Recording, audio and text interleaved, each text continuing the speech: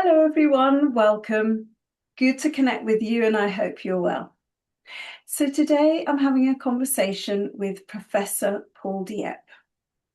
Paul has had a distinguished 40-year career as a rheumatologist, but in more recent years, his career has taken what some may regard as quite a surprising new direction, as he's been led into the world of healing and has been researching the nature of healing.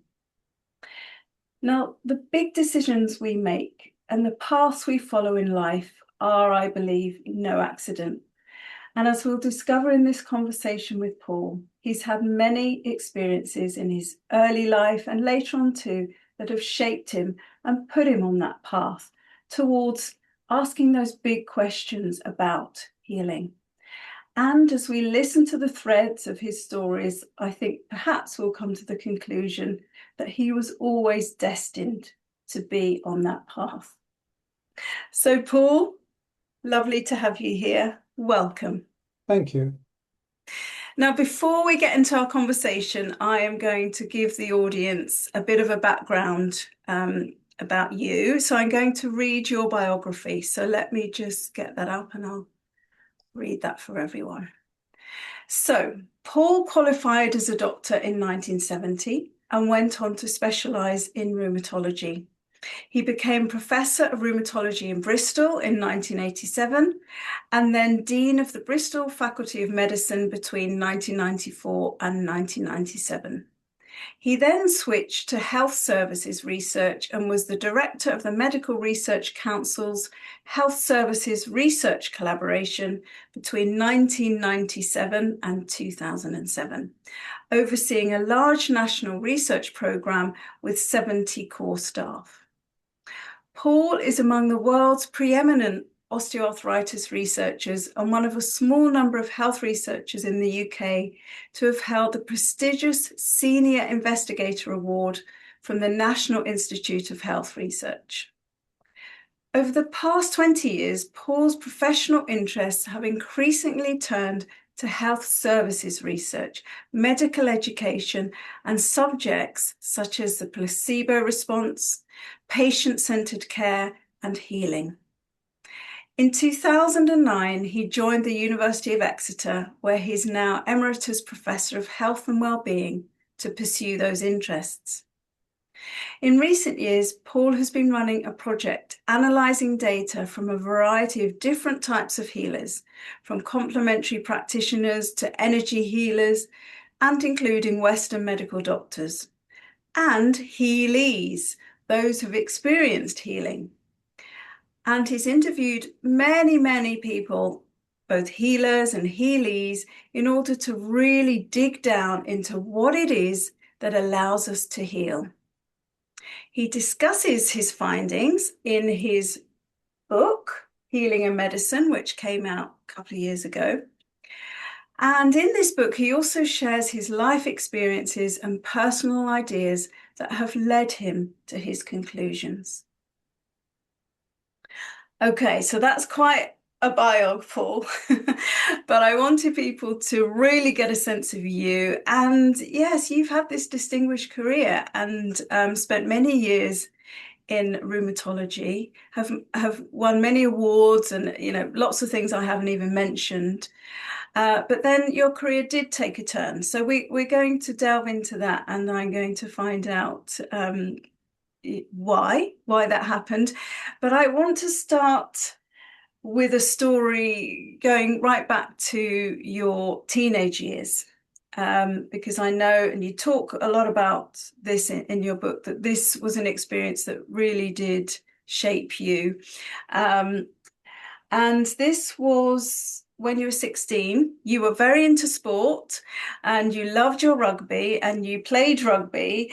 And one day you had a very serious accident and ended up in hospital. So can you tell us about that story, Paul?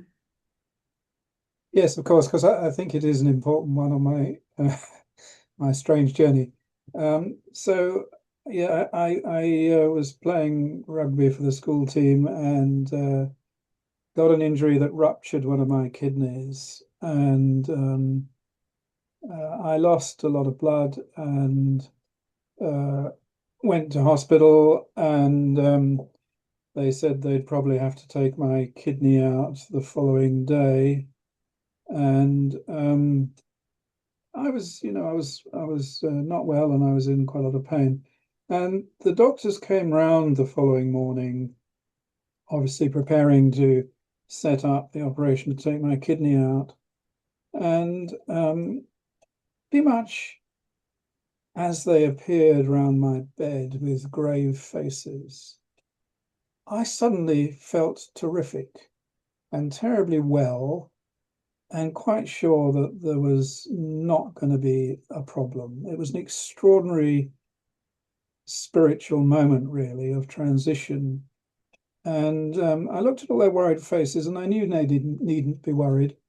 And they asked me how I was. I said, "Yeah, I'm absolutely fine, feel great," which I did. And they hummed and hawed a bit, and finally decided, okay, well, we won't do it just now. We'll see how he goes for a bit, and walked away. And pretty much as soon as they disappeared, I slumped back in pain. Um, and that experience shook me rigid, really. And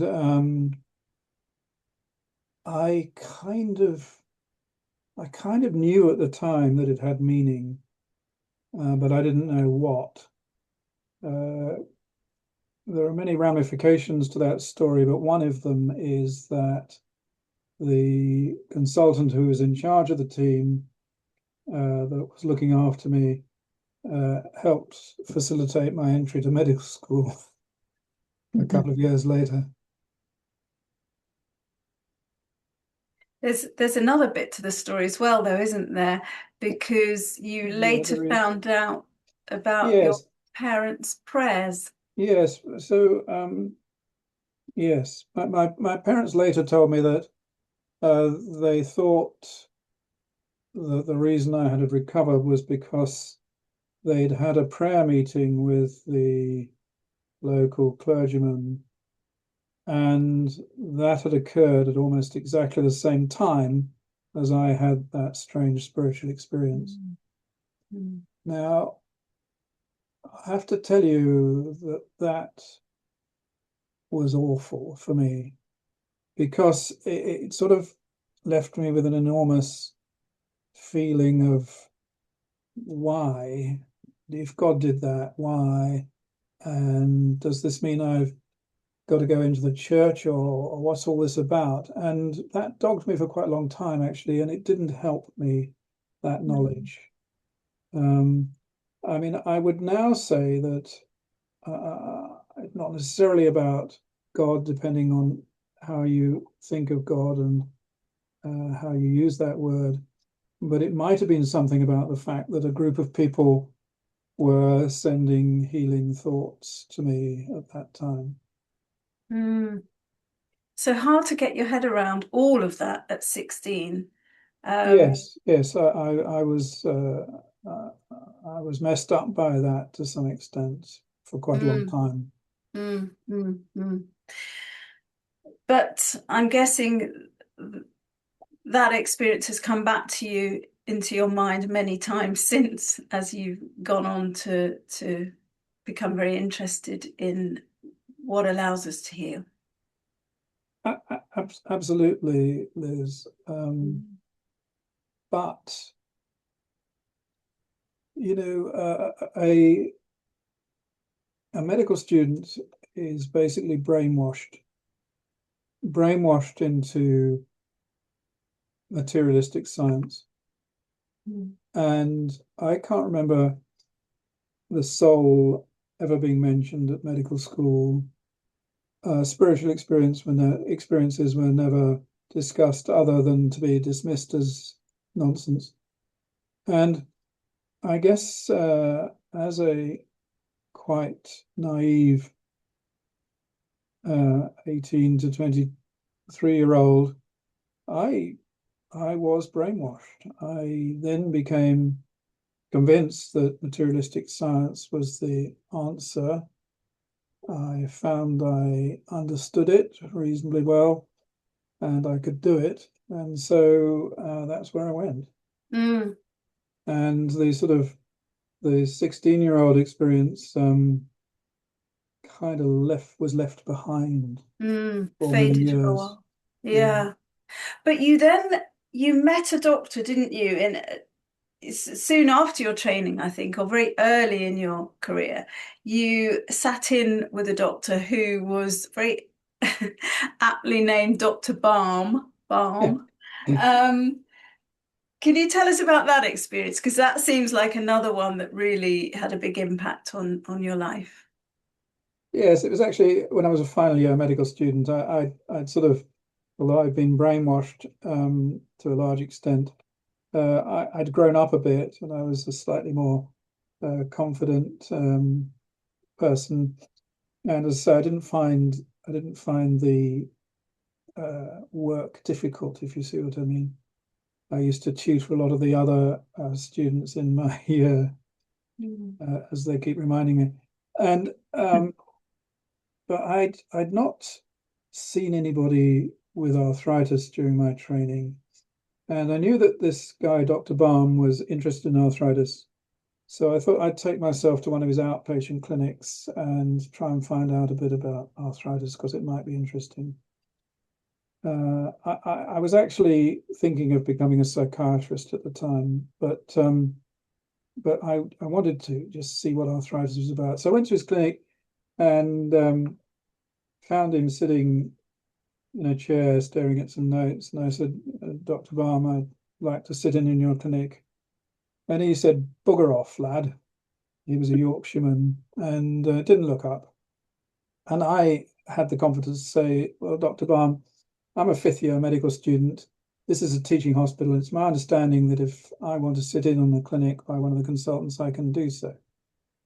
And he looked up crossly and he said, I won't try the Yorkshire accent because it's demeaning, but he said, oh, all right, lad, well, sit in that chair behind me, and for goodness sake, don't open your mouth when there's a patient in the room.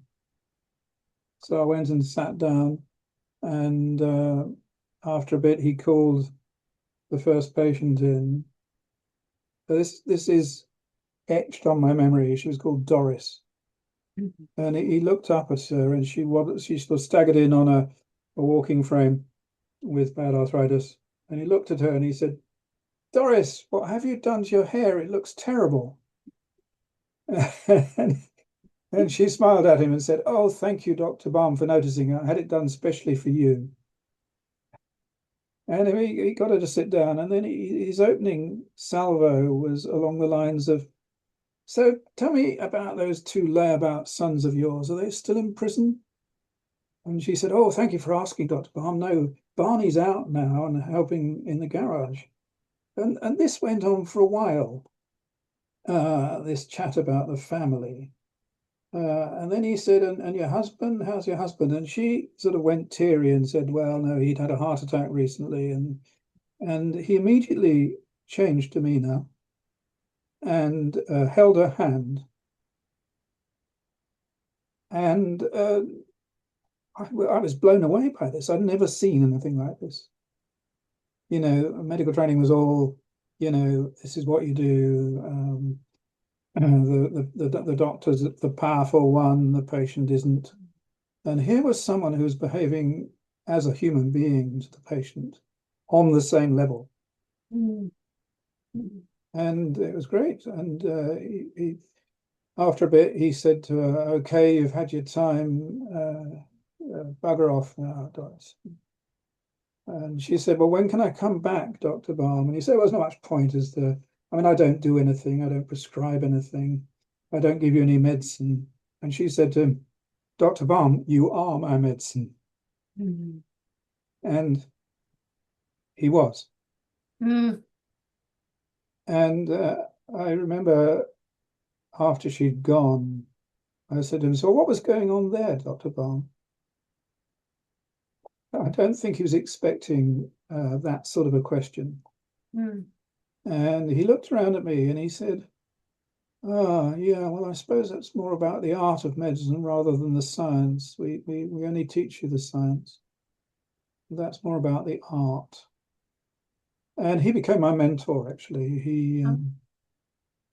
And he was a great family friend. My two daughters, very young, used to join me on trips to his pub in Yorkshire where he lived. We were, he was working in London, but hey, Mm. he was a wonderful man. Yeah, quite a character. And did you immediately feel, gosh, this is something I feel I want to bring into my work? Or that brainwashing you talk about, had that impacted you so much that you thought, actually, this doesn't quite fit. I'm not sure about this. Well, I don't know, Liz. I mean, I think the fact that it had a colossal impact on me at the time means that I recognized something in myself and something about that man's approach that chimed with me. But Mm, I didn't analyze it. I didn't say, oh, well, goodness, I better be a rheumatologist, not a psychiatrist. Um, I I don't think I dwelt on it. I mean, pretty soon I'd qualified. I was a junior doctor in Europe, or still are, but in our day, absurdly busy, not getting any sleep. You mm, don't think much about what's shaping you. You just kind of get on with it. mm, Um, so, yeah, obviously it did shape me, but it wasn't a sort of, oh gosh, I must do this then. mm, mm, I mean, I've been opportunistic in my career as far as what jobs I've gone into. Um, and an opportunity came up a few years later to work with him, and I grabbed that opportunity. oh, right. Okay. Yeah. It's a shame doctors don't have more time in those early years to reflect, isn't it? They are so busy, you know.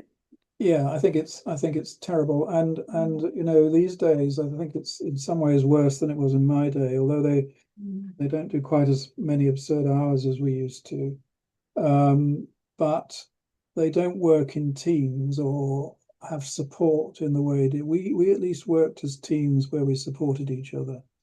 right. And a lot of young doctors, sadly, now do actually burn out or Mm, leave the profession quite early mm, because they can't handle this mm, incredibly stressful environment. And again, in my day, as a medical student, we were given quite a lot of responsibility. Now, medical students get no responsibility at all until the day they qualify, and then they're given a lot. mm. And that's very difficult. Yeah, yeah, yeah. Yeah, there's no easing in then, is there? No, It's no. all at once. Suddenly it's you. Yeah. And whether Mm, this patient stays alive or not is down to you suddenly. mm. Huge stress. Yeah. Huge. So there's another story you talk about in the book. And this was, again, you were a young doctor, and you talk about a man who was dying. And this time it was you holding his hand. And I think that experience really touched you deeply, didn't it? Yes, it did and still does. Mm. Um, so just as an aside, if I may, Yeah, of course. the reason I wrote this book was that my colleagues kept telling me, "You're good at telling stories. Why don't you write your stories down?" And I started writing stories, and that didn't seem to make much sense. So it turned into a book with stories in it. But I do like telling the stories. So Mm. this is a terrible story, really. Do you want me to tell this terrible story? It's quite gory and awful. Um, Um, uh, I think I do want you to, if you're happy to. yes. All right. Yeah, it's a long time ago. This is 19. We're talking about 1970 when I qualified, Mm, and I was in this position of absurdly busy junior doctor with a lot of responsibility, and had a very well-known cardiologist as my boss at the time, who was a very good doctor, actually, but not an easy man, and in many ways not a very sensible man.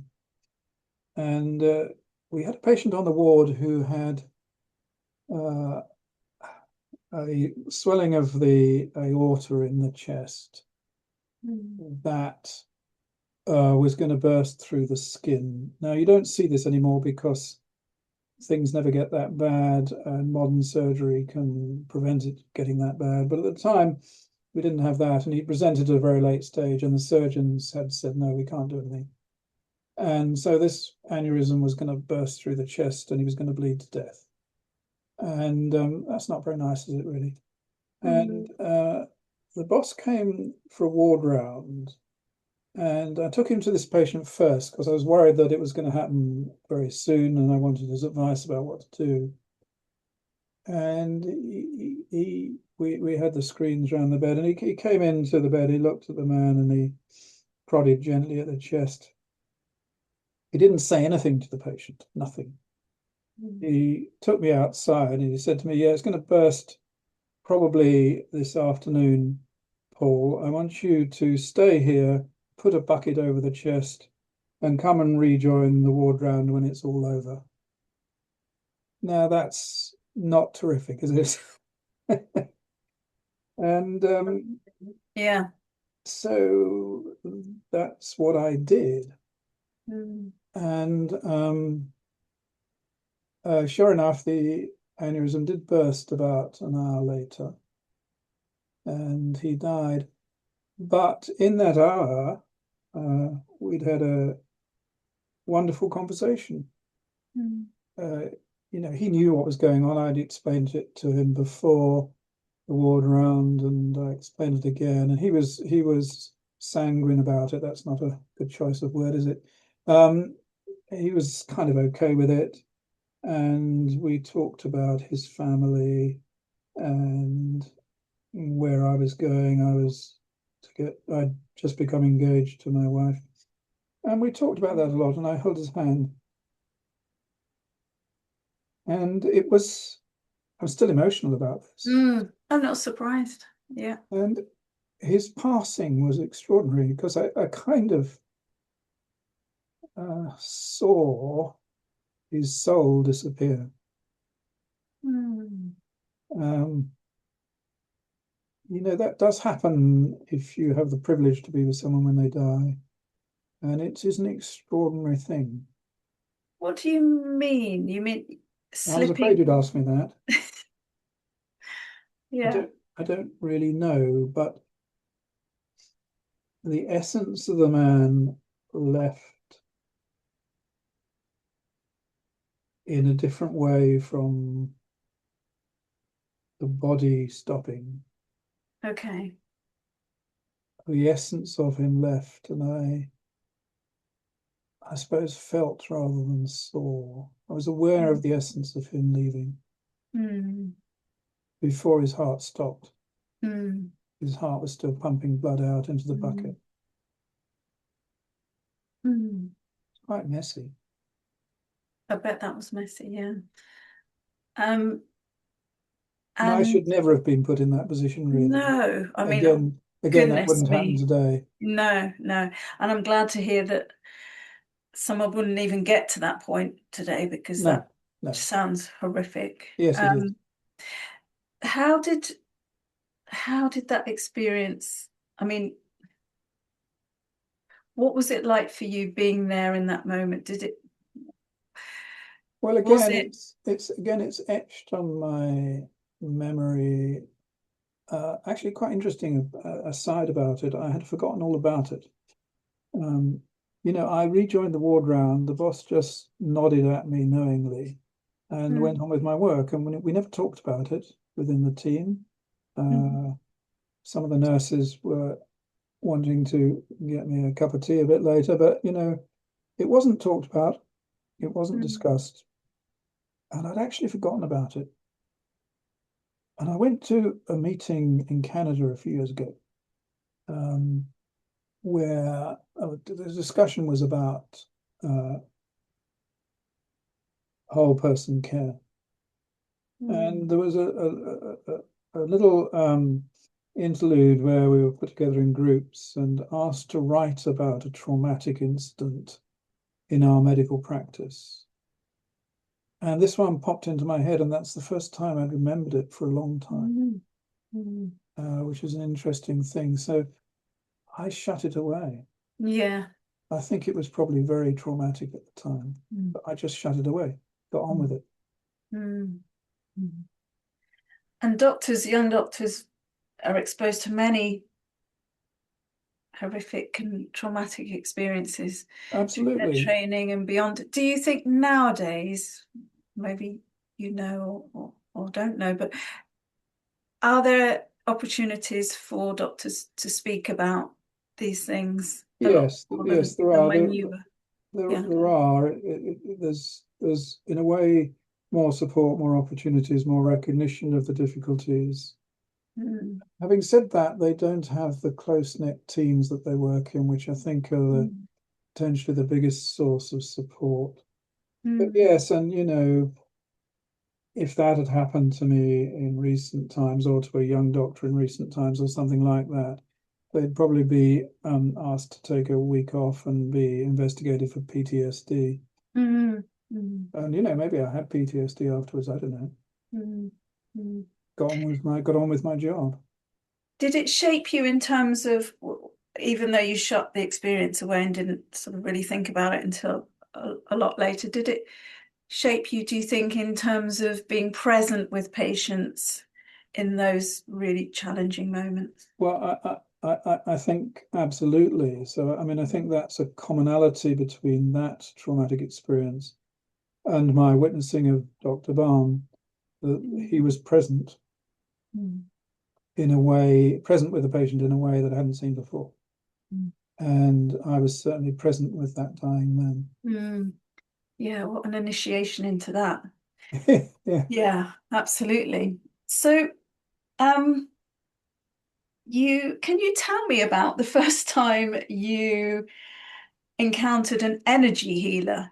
Because again, this is another really interesting story you talk about in your book. And this was obviously now opening your eyes and perhaps bringing you back to some of the experiences you'd had when you were young. Um, Sort of coming into the world now of things that are not easy to explain. So, I moved on in my medical career. I went into rheumatology with the help of Dr. Baum. Mm. I the lucky break in research, which got me appointed to Bristol and got me made a professor at quite a young age.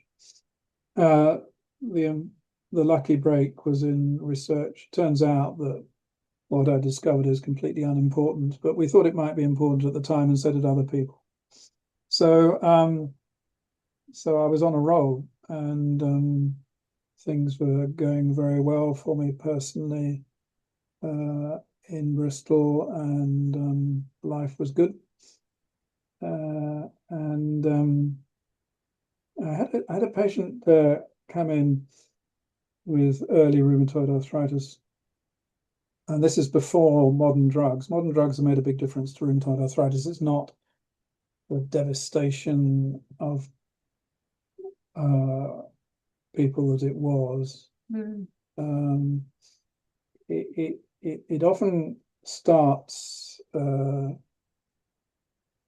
fairly soon after a woman has a baby, and it's commoner in women than men. So it'll Mm. often start, when you've got a young family and used to be dreadfully disabling. And I had this lady come in who had a young child and been referred by the GP, and she pretty clearly had rheumatoid arthritis. And, I did what I could, and we started her on the only therapies we had at the time, which weren't very good, and she didn't respond. And it was pretty clear within a course of, I guess, 6 to 9 months that she had an aggressive form of the disease that was going to destroy her joints. Mm. And, I was using all the tricks I knew, but I wasn't controlling it. And then she came in one day after I hadn't seen her for a couple of months or so, and she was better. And she came in with her husband, and she was better.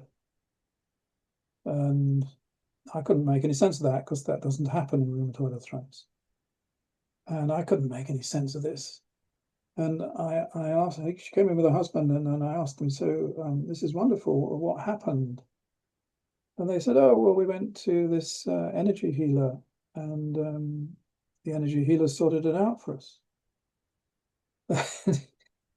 Well, hello. What do I make of that?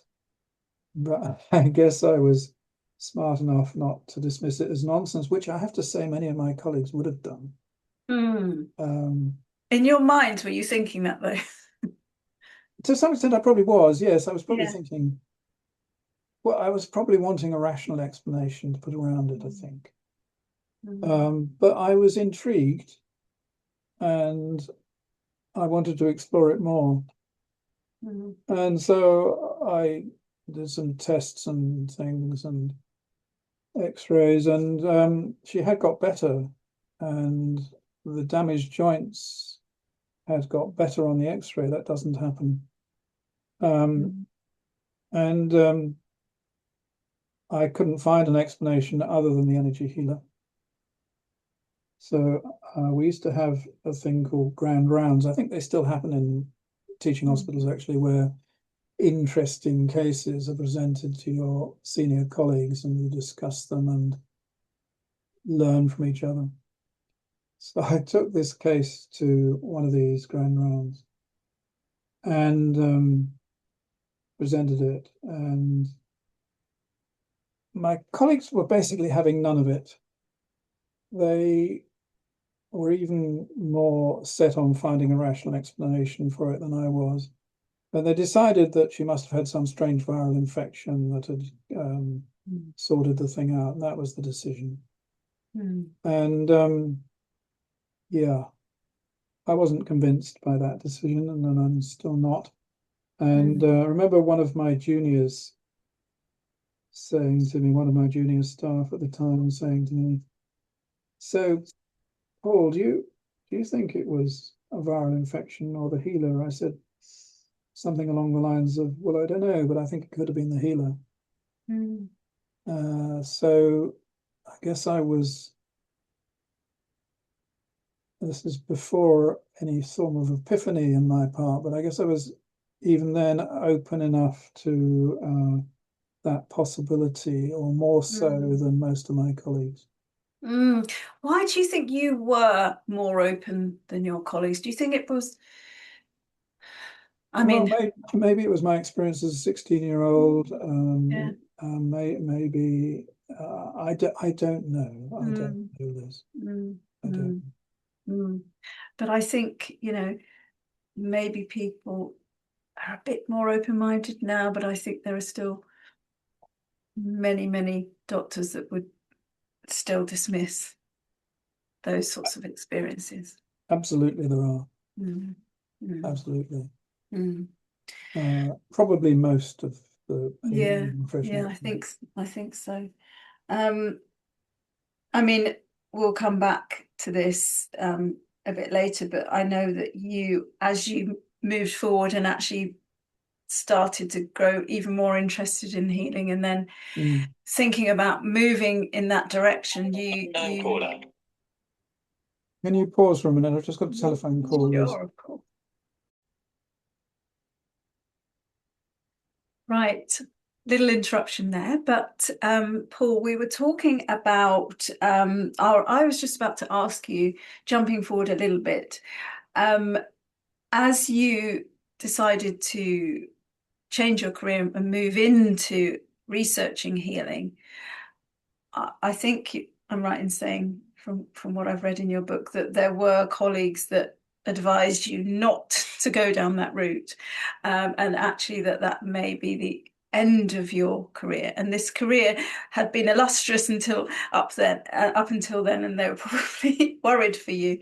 Um, so how did you take their advice? Obviously, it didn't stop you. No, no, that's absolutely right. Many of my colleagues thought I was mad. Probably still do, which is fine. Um, so I mean, I think that just helped me believe that I was doing the right thing. Really? Because you Yes, felt if yes, they're not interested, someone needs to be. Was it a bit like that? or a bit like that, and a bit of um, the profession needs to change. It needs to be less dismissive of Mm, alternatives. mm, Why, just because they can't understand it, and by the way, neither can I, mm, why does that mean that it's nonsense? mm, mm, Because our materialistic science can't deal with it mm, does not mean it's nonsense. mm. And I think they're um, telling me I really mustn't do anything like this woo-woo nonsense. I think that made me much more determined to do it. Mm. Good for you. And oh, so grateful for doctors like you who, Mm. are not willing to, ignore things that don't make sense and Yeah, actually yeah. want to pursue those avenues. Because Mm. if no one does, how are we ever going to move forward in our understanding of these things? Absolutely, absolutely. Yeah, yeah. So you've already told us some really fascinating stories, and some of them quite dramatic, but probably the experience I'm going to ask you about now is one of the most, well, I'd say probably The the most. most Yeah, dramatic in your life, yeah, because in 1990, when your medical career was soaring, yeah, you were doing really well, and you were going over to Kuala Lumpur to do some teaching. yes, Um, you changed your flight at the last minute, didn't you? And yeah, actually ended up on the ill-fated BA flight 149, um, that when it landed in Kuwait for refueling, the passengers were taken hostage. yes, You were one of those passengers, and you ended up being um, a hostage for months, weren't you? yes. Um, Now, we won't go into the details of the story. It's obviously uh, a very involved story. I just wanted to say that just last year there was a Sky documentary that came out, that you've told me is pretty good. Not 100% accurate. I'm sure these things never are, but pretty good. So if people are interested, that is available to watch to get more insights. But I mean, I did want to ask you, um, I mean, it feels like a really silly question. How was that experience? Because it was obviously incredibly frightening at times. But I wanted to find out a bit about how that was for you, how it impacted your life, and then if you're able to talk about how it has shaped you and even your desire to look more into healing. Yes, yes. I mean, it was an awful experience, and there were many very frightening incidents when I thought I was going to be shot and so forth. And there was a period of time where I didn't have much to eat, and it was bad. Um, and it went on for the best part of 5 months. So it was bad. And my daughters were teenagers at the time. And one of my big problems with this experience is the traumatic effect it had on my wife and my children. Mm, mm, I mean, it wasn't my fault, but that doesn't mean that you don't feel guilty. mm, Well, guilt's guilt's a dreadful business and it has no rationality to it. So I feel guilty about that, and that's problem stays with me. And my Mm, father died when I was out there, and mm, I have some guilt and hang-ups about that as well. mm, Uh, Although this was before the internet or anything, we didn't have any contact, so I didn't know till I got back. mm, But this was all bad, and yeah, I wasn't too well when I came back. mm, But I think amongst all that, and I'm not sure I quite do any justice to this in the book, it's kind of hard mm, to write about and reflect upon in any sensible way. But I think one of the things I did learnt or relearnt was the value of meaningful human contact and interactions, and the concept that we talked about a little bit earlier of being fully present with another person. mm, Because, I spent a lot of time with a small number of other men who were going through the same trauma. And we kind of had to look after each other. And there were moments and incidents in there relating to that phenomenology that impacted on me heavily, so that I saw the value of just being with another person, not necessarily doing anything, not necessarily even saying anything, but just being with them to help, to support, to share. So, yeah, yeah, mm. You do talk about humor as well, that amongst all that horror, yes, yes.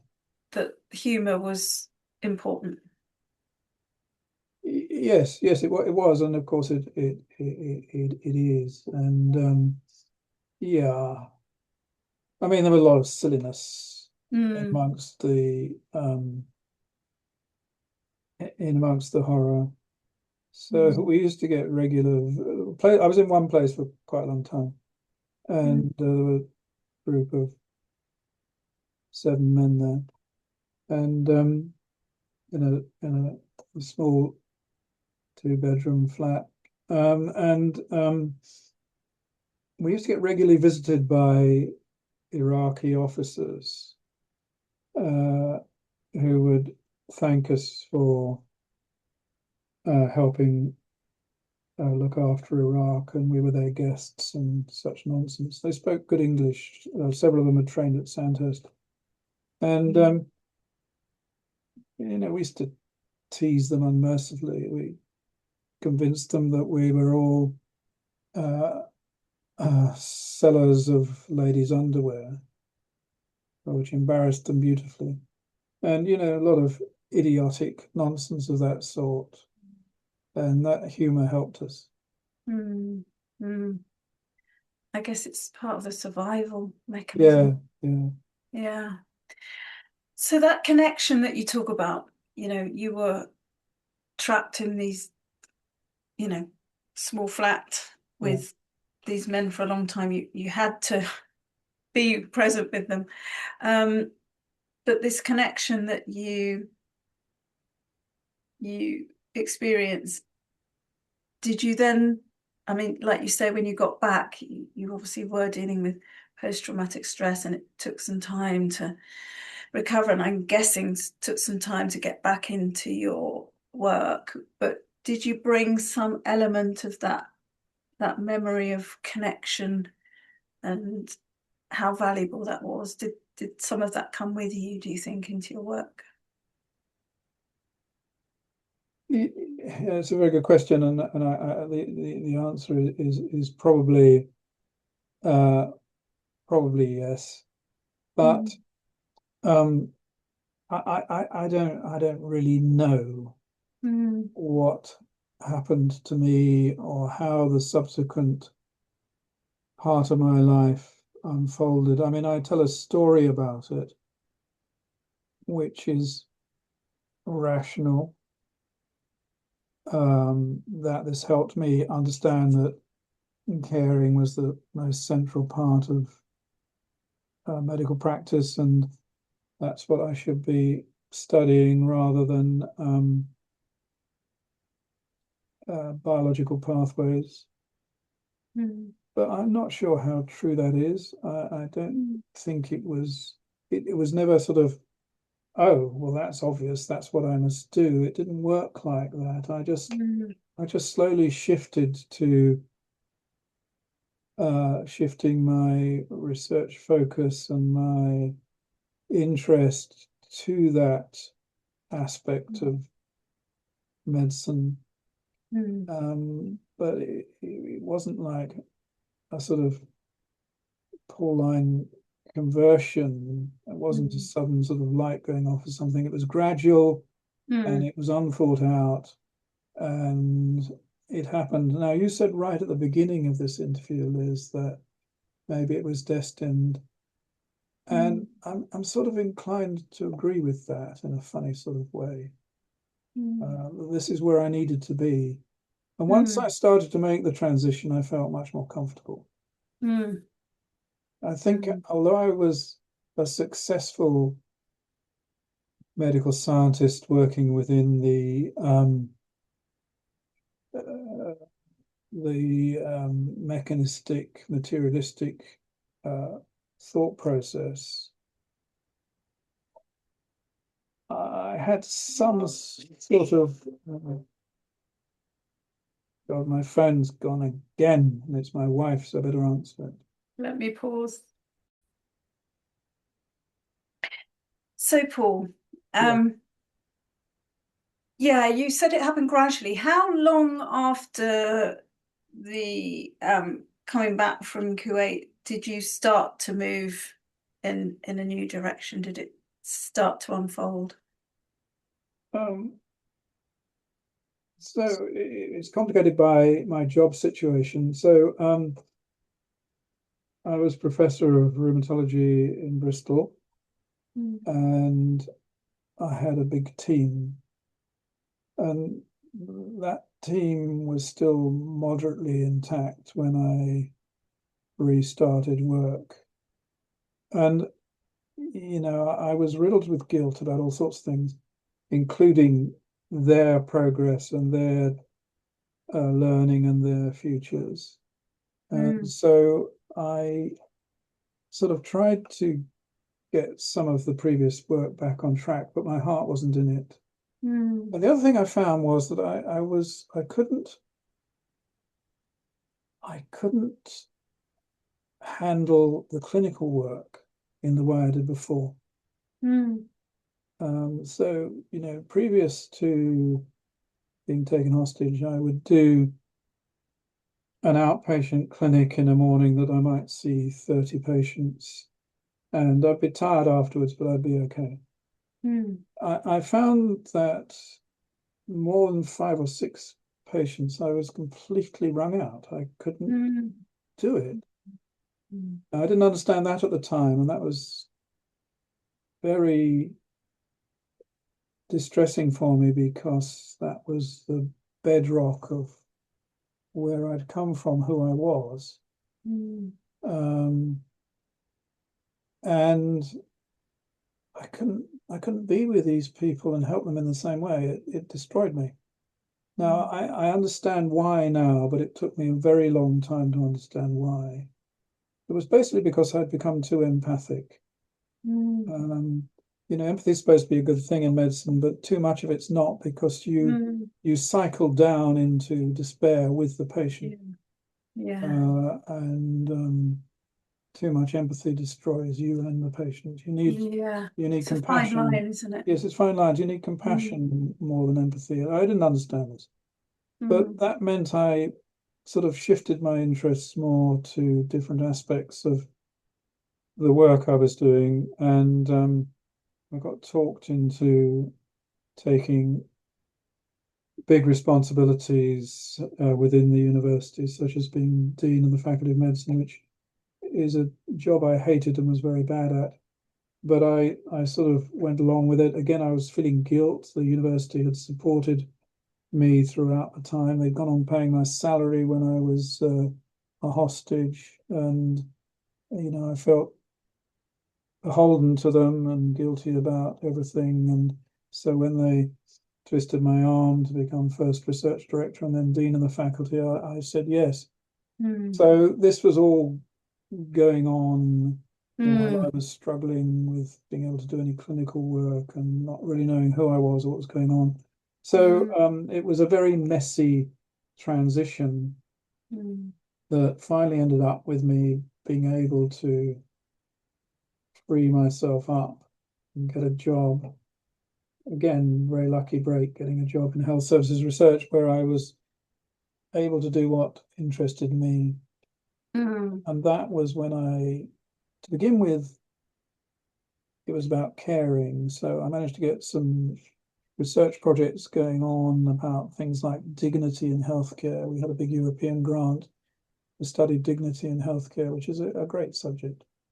Mm. And we had a grant to work on the concept of flourishing in spite of illness. So to begin with, those were sort of where I was going. Mm. And then with the help of a colleague, a professor of rheumatology in Nottingham, who was an ex-trainee of mine, a wonderful man called Mike Doherty, he and I um, got interested in the fact that the best treatment for osteoarthritis was placebo, and Mm. placebo seemed to be better than anything else.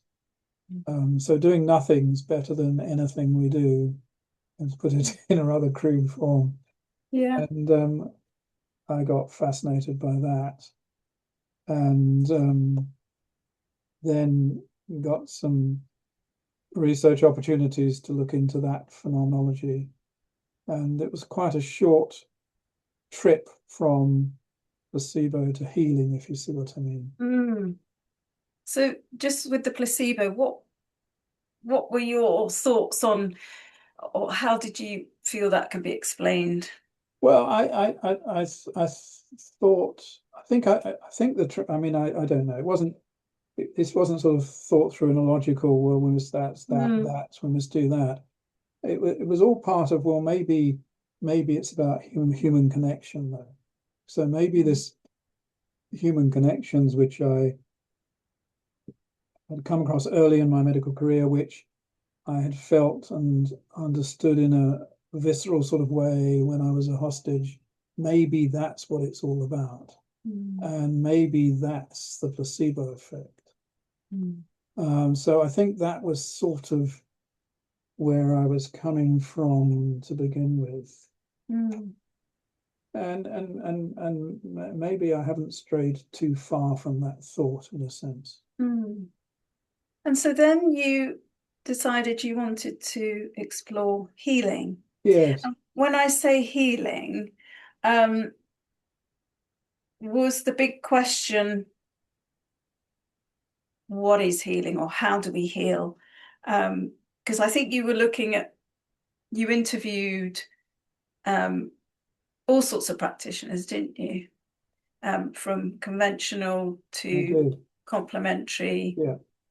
So you were just trying to get to the nub of what heals someone or what allows someone to heal, were you? Was that what was in your mind?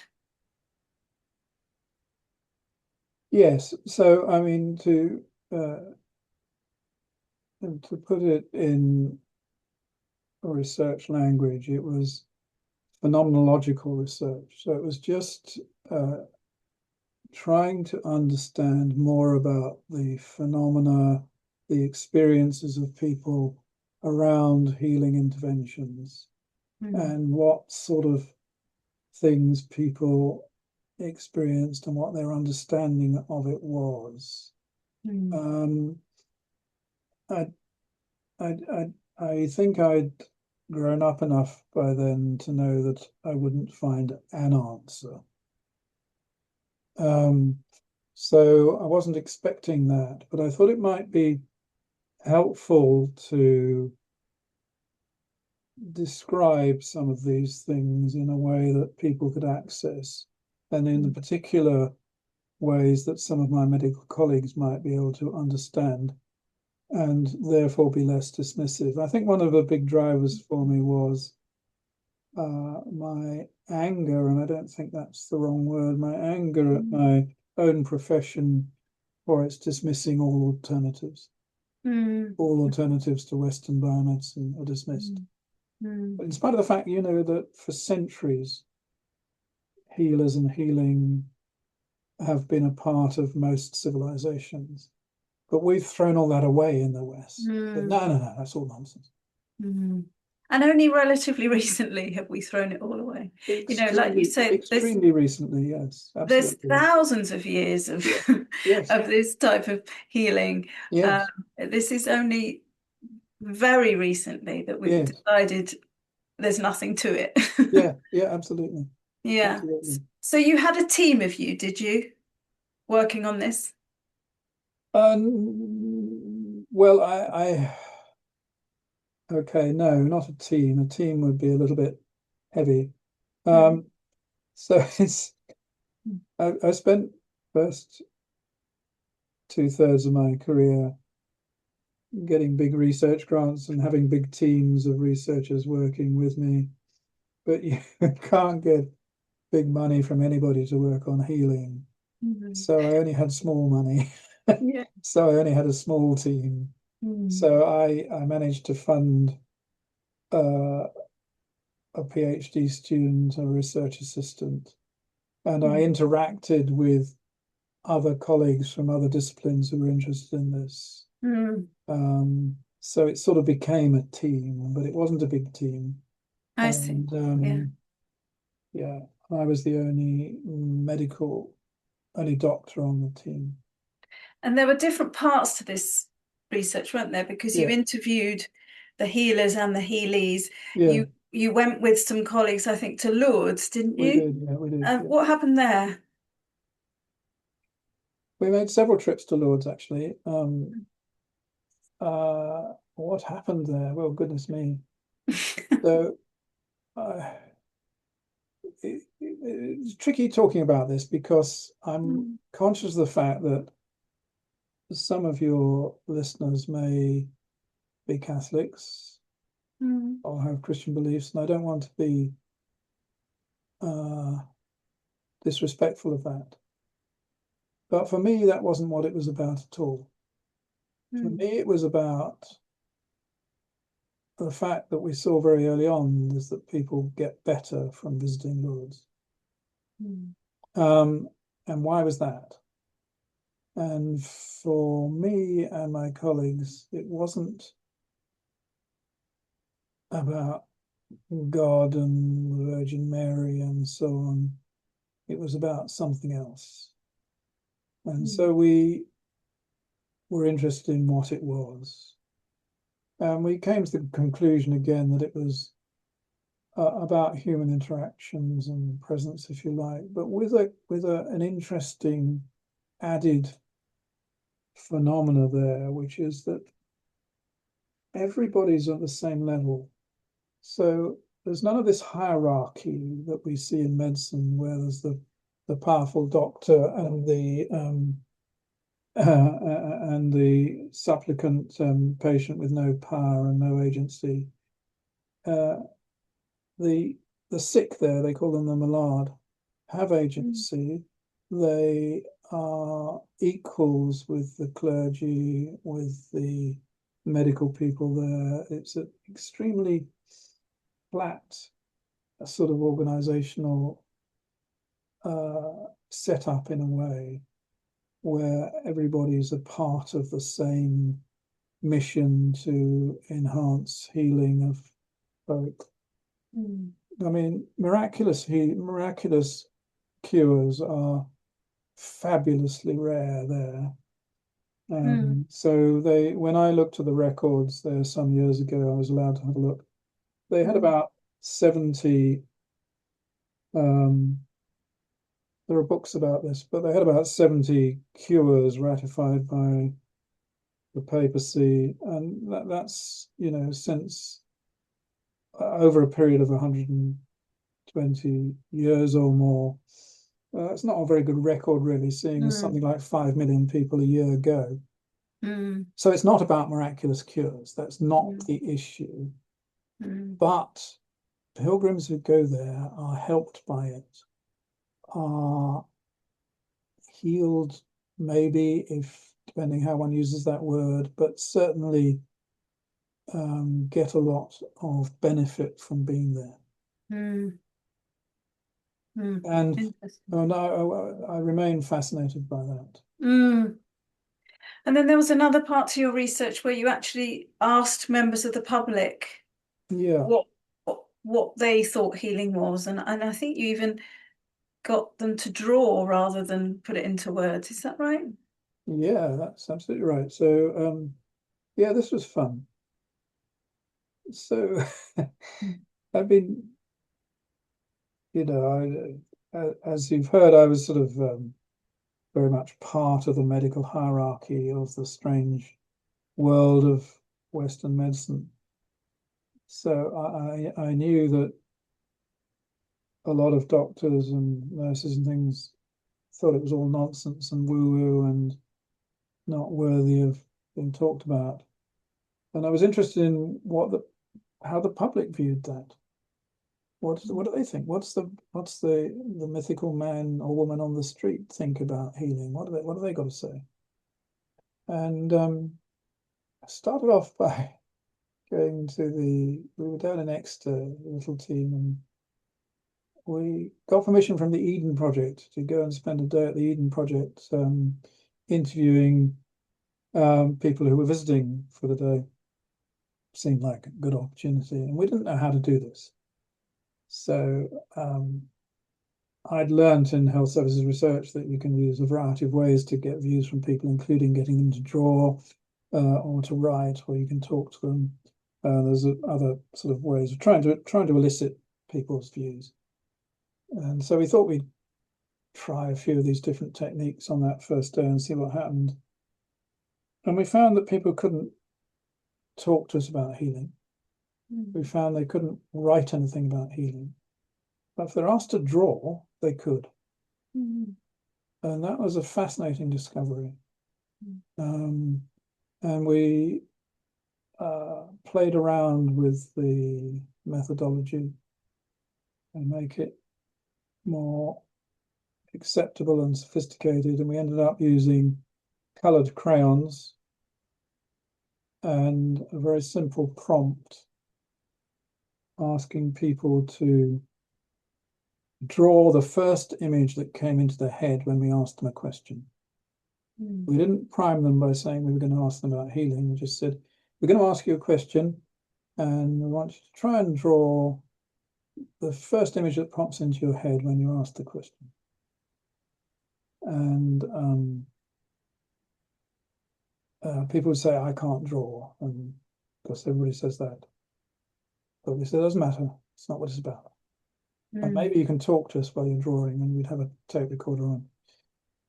Uh, we retrospectively got permission from them to use their drawings and what they'd said, and hardly Mm. anybody refused us. But we did it retrospectively, so again, they weren't primed. They didn't know Mm. what our research about healing. Just said, we're doing a research project. I'm going to ask you a question. Mm. And the question was, what does the word healing mean to you? It was Mm. that simple. And I mean, I've got literally hundreds of drawings from people and absolutely fascinating. But there was none of the dismissal of it that I get from the people in medicine. Mm. Hardly anybody said, well, it's just nonsense. Mm. Hardly anybody refused. Most people, something popped into their head and they drew it. A lot of it was about energy. Mm. A lot of it was about nature. Mm. Um, a lot of it was about human interactions. A lot of it was about love. So there were these sort of central themes. A lot of people drew hearts, for example, Mm. or they draw pictures of sun radiating energy and talk about energy, or Mm. they'd draw plants growing and talk about growth and replenishment. Mm. So this was I thought it was wonderful. Mm. And, the sites we did it in, how shall I put this, were sites which would generally attract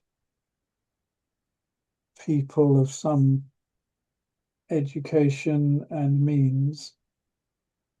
Uh, so it's not representative. The people we've got the drawings of from are not representative of the population of Great Britain. But Mm. nevertheless, I think it's fascinating that they had these very sophisticated metaphysical and spiritual views of the world and Mm. healing. Mm. Um, and that's so big a contrast to my profession. Yeah, it's amazing, isn't it? It's And wonderful. you talked about hearts there. We haven't really talked about heart today, but that really brings heart into It my does. And mind. I'm going to pause you there because the man who's going to ring the doorbell is. So, Paul, we had another little interruption, but it's all good. I was about to say that as you mentioned the word heart and how you've been talking about the images that those people came up with, I think healing is a word that is difficult and always will be to get our heads around. Um, but our hearts, that's something different. Our heart can understand on a different level to the head, and the heart likes to deal with images, whereas the head likes to deal with words. So I think it just fits perfectly that those people you talk to and ask that question were able to express through images a lot easier than words because they were coming from their hearts, and by asking them not to think about it and to just express, um, they were Yeah. able to do that from their heart. So I think that's really, really interesting. And then, isn't it right that you then made an exhibition of those drawings? Yes, yes, we did. I laugh again at uh, the brass neck of some of the things I've done, really. But yes, um, I was asked initially by Taunton General Hospital, where I knew the people who ran the arts department there and had done a bit of work with them on something completely different. And they were talking to me about this work, and they said, "Well, why don't you make an exhibition of it? We've got a slot coming up in 18 months' time. You could put on an exhibition." And I said, "Yeah, fine, yeah, we'll do that."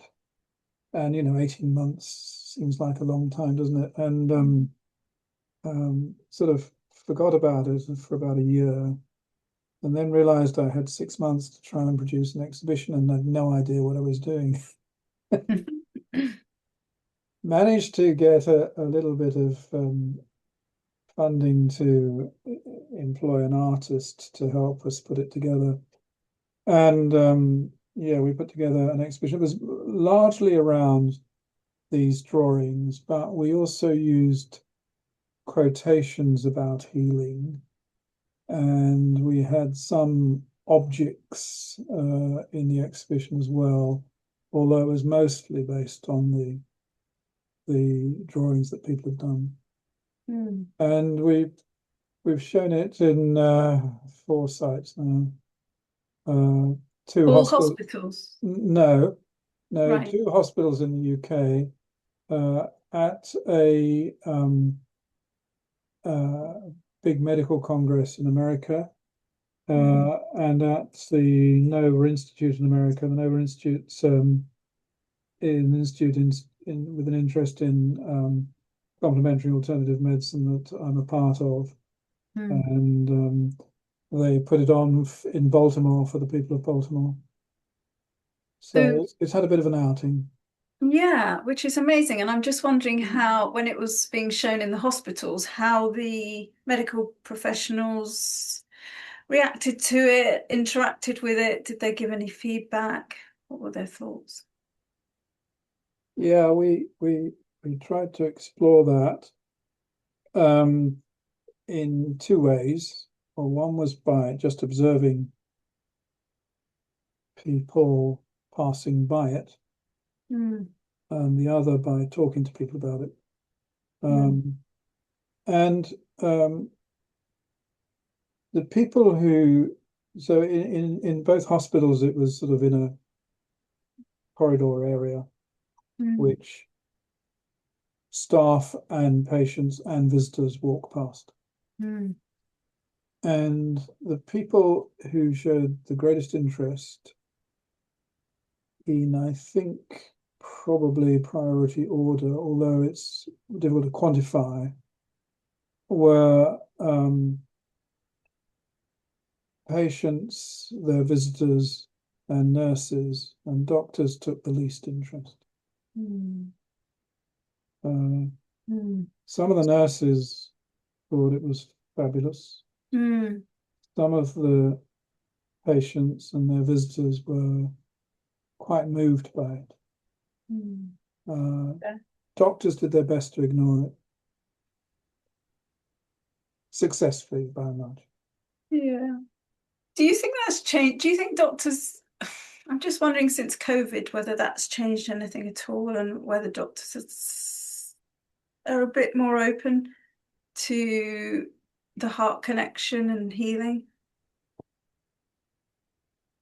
I don't know, Liz. Mm, I suspect not. mm, One of my daughters and her partner are both doctors, and talking to them, I don't think it's changed a great deal. mm, Um, I think we're still caught up in this. I mean, the problem is the success of biomedicine. That's really the problem. It works for a lot of things. Many of us, um, including me, have benefited from mm, biomedical interventions. Things like hip replacements, cataract operations, stents for heart attacks, and these things are miraculous. Some mm, of the drugs are fantastic. I told you earlier in this interview, rheumatoid arthritis, lives people have been transformed by clever drugs. mm, mm, So it works for mm, some things, for a lot of mm, things. And so that ability and that success blinds us to anything else. mm. And I don't think that's changed. It might be getting worse. I don't know. But there are many things it doesn't work for, and as Indeed, chronic so. chronic Absolutely. degenerative diseases become ever more Absolutely. prevalent, a lot Absolutely. of the modern interventions don't work particularly No. well. And my hope is, and I am very hopeful that things will change, although it probably still going to take a while, but I think it will come through the patients. Yes. Patients Yes. I agree. will lead this rather than Yes. the I doctors. absolutely agree. I think it's got to be bottom up, not top down. Mm, yeah, Because the top down of medicine is in bed with the pharmaceutical industry and the yeah, money, and absolutely. that ruins everything. Yeah, yeah, yeah. So I think it's got to be bottom up. Mm, Absolutely right. mm. And you've said earlier that in terms of trying to really pin down what healing is, human connection is one of the key things you keep coming back to. And when Yeah. you talked about Lords, you said you felt that was really the key rather than the spiritual aspect. But do you feel, after all this work you've done, that there is a spiritual aspect to healing? Does that come into it for you? Yeah, absolutely it does. Yes, Mm, it does completely. No, I certainly don't dismiss the spiritual aspect of Lourdes. mm, I'm so for me, spirituality is quite different from religiosity. mm, So I think the spiritual aspect of Lourdes is important. I mm, think the spiritual aspect of connection is important. mm, Um, so yes, but I think the other thing to say, which you were sort of hinting at a moment ago, I think, that I'd just like to get off my chest, mm, is that healing's not a thing. It's an experience. And there are many different types of experience that we label as healing. mm. Because I think, it's a transformational experience that makes something a bit better or a bit easier. And there are many such different experiences, and they all get labeled healing. And we can't pin it down, we can't describe it, we can't analyze it. And many of those experiences which are labeled as healing are what people like Henry James would have called a spiritual experience. Mm. And I'm fine with that. Mm. I don't understand this world. Um, I don't think anybody does really. Mm. Um, Quantum physics has blown materialism apart, but the medical profession hasn't seemed to notice that yet. Mm. And, there are many possibilities, in my view, about what's going on and what spirituality is and what healing is. And I don't know. Mm. My big thing is to try and stop people dismissing things they don't understand. Mm. Yeah. I just wanted to read what you say at the end of the book. Not that I want to give away for people who want to read your book, but I have to just come to something you've written here. I'm just going to swap glasses. Um, so you say, I mean, you've sort of given us what you feel are sort of the key aspects of healing, and then there is a section, what can you or I or we do to help us heal? And you say, I've been looking for a golden thread of ideas that are central to healing. The one that stands out for me at the moment is that healing is love in action. I just wanted to read that because I think I'd have to agree with that. Is that something you still feel, a couple of years after writing that, you still feel that's true? I, I absolutely do. I Mm. really do. Mm. And who can explain love? A bit like healing. We couldn't put that into words either. I was about to say the same thing, and love, like healing, takes many forms. Uh, One of my throwaway comments is that my love for my football team is rather different from my love for my children, but they're both a form Mm. of love, Mm. and they're very different. Very, yeah. Um, so yeah, I think, well, maybe it's even more wonderful than that. Maybe love is the essence of the universe, Mm. Mm. and we just have to tap into it. I think you might be right, Paul. Nobody's ever said that to me before. I think you are, definitely. And I am so grateful for the work you're doing. Are you still in this? Are you still researching these things now? Only to a small extent. So the empirical research of sort of going out and interviewing people and getting data from people came to a halt with COVID, really. Mm. And doing this work, I mean, it may seem strange, but it's quite expensive because recording things, transcribing recordings, analyzing the data to make some sense of it, that's all very time consuming Mm. and therefore expensive. And I don't have any grant money anymore. I'm Mm. working with a small group of colleagues who are also interested in healing in terms of trying to explore what we think about it and uh, how we can interest other people in the phenomenology of healing, Mm. and that may result in books or other forms of